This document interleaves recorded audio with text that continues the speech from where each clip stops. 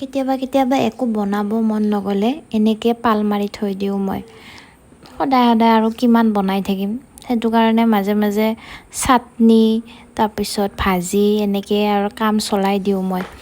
যিয়ে নহওক আদা নহৰু পিঁয়াজ বাদাম সেইখিনি ধুনীয়াকৈ শুকানকৈ ভাজি ল'ম শুকান কেৰাহীত অলপো তেল নিমখ একো নিদিয়াকৈ ধুনীয়াকৈ ফ্ৰাই কৰি ল'ম যেতিয়া মানে নহৰুৰ কেঁচা গন্ধটো যাব বা আদাৰ কেঁচা গন্ধটো যাব তেতিয়া উঠাই দিম কেৰাহীৰ পৰা দি পিনে নাৰিকল আৰু গোটেই মিক্স হেৰিখিনি চাটনিত দি দিম আৰু দি দিম কেঁচা মিঠাতেলৰ গোন্ধটো ভাল লাগে সেইটো কাৰণে দি দিছোঁ